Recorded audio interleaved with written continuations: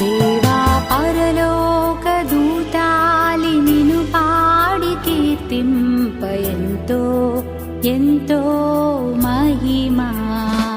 నిన్ను భువిలోని ప్రజలంత కొనియాడి కీర్తింప ఎంతో ఎంతో మహిమా.